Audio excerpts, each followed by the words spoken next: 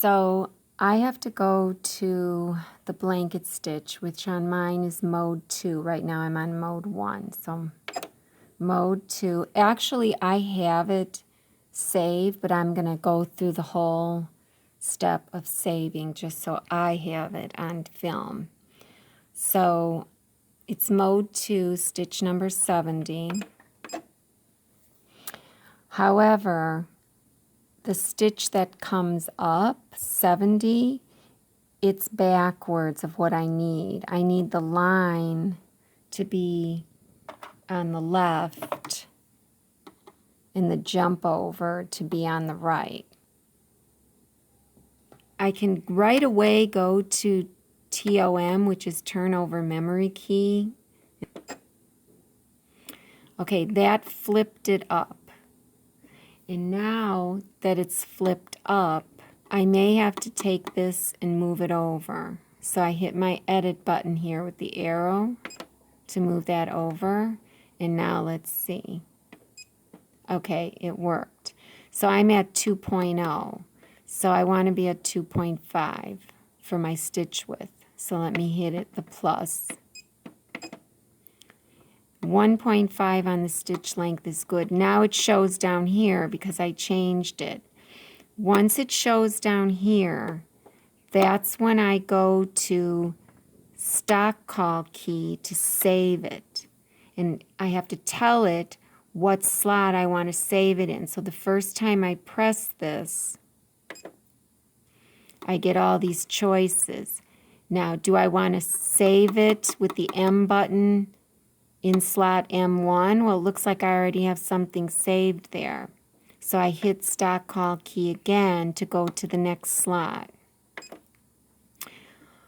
M2, slot 2. It looks like that's where I'm saving it because here it is already. But I'll just go ahead and resave over that. To save it, I hit the M key. To put this in the trash, I hit the clear key. So I want to save it in this slot, so I'm going to hit the M key on my machine, which is down here. It's down here.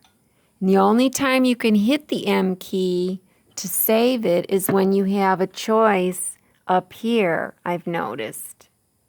So I'll go ahead and try to get them both in here. And I'll hit the M key.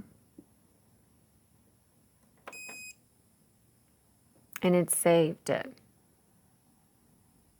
So now I can stitch it.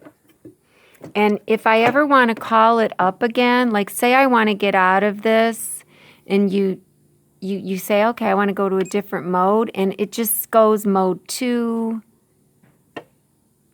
And then you hit it again, it goes mode 2, 3, 2, 3. It's like I'm not getting out of this screen.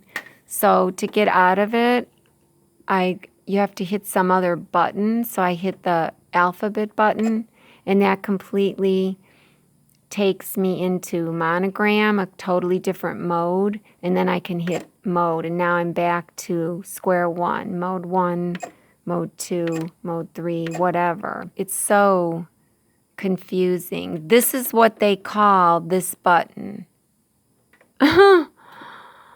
And this one is called the turnover memory key in your manual. This button is called the stock call key. I mean, what the heck? So now I'm in mode 2. And that's where my stitch is. Now when I hit stock call key, those come up. So I'm thinking now maybe you just can't be in mode 1. See, it's confusing because they call all your stock call slots M1, M2. If I keep hitting it, there's M2, there's M3, there's M4. It makes you think like you're in a mode, but you're not. You're in slots, memory slots. And then here's the M button. So I don't have anything in these memory slots. And then if you can only save 5. So once you're to M5, it takes you back to the screen. So stock call M1, M2, I have that stitch.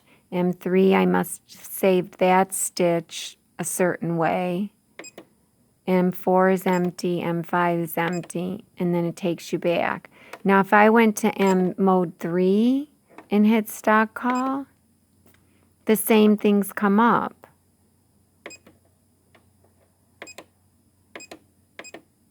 But if I'm in mode, if I'm in mode 1 and I hit stock call, it looks like it wants to change whatever stitch I'm on, because mode 1 is just these stitches down here.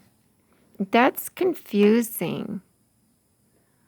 So let's say I'm on this stitch, which I think I changed this one to scant quarter. Let's see. Yeah, because I'm at stitch position 6.5, I moved it way over. And if I hit the stock call key while on here, then I guess there it shows me and I can change it. I can change it, you know, make it even more.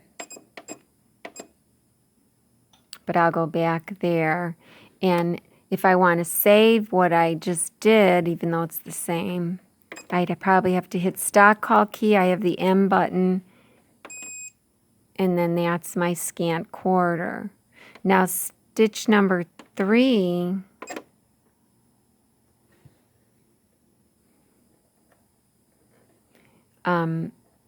stock call key, I must have changed it as well because the stitch length is at 2.5. So let's say I wanted it to be 2.2. Well, then I have to hit stock call key and then hit memory to save it. So now if I go into a different mode and say I come back to mode 1 and I hit this 3, you can see it went back to, it's saved as 2.2. Now my stitch length. But I want to change that back to 2.5. So I'll hit stock call key while I'm on it. Back to 2.5. I'll hit stock call key to save it. Every time I relearn this, I forget it, so I have to put it on tape. Okay. So now, if I want to call up one of my other stitches, I have to be in some mode other than mode 1. So if I want to call up that blanket stitch that I saved in mode 2, I have to be in some other mode besides mode 1, which I am now. I'm in mode 2. Stock call key, hit it again, and that's what I want. So if I want to pull that up, I have to, you know, if I want to pull that out of its memory, I have to use this. You can see it's pulling it out of the folder, TOM. So, that's confusing because this button also flips a pattern. So when you have it on screen, it also flips it. Well, how can this button do both things? It brings things out of a folder and it flips a stitch, you know, it mirrors it. That's crazy. That is not intuitive. So anyway, so now we pulled it up, and so now we'll do it. It's facing up, so I know this is the way I saved it. 2.5 inch width and 1.5, or 2.5 millimeter width and 1.5 millimeter stitch length.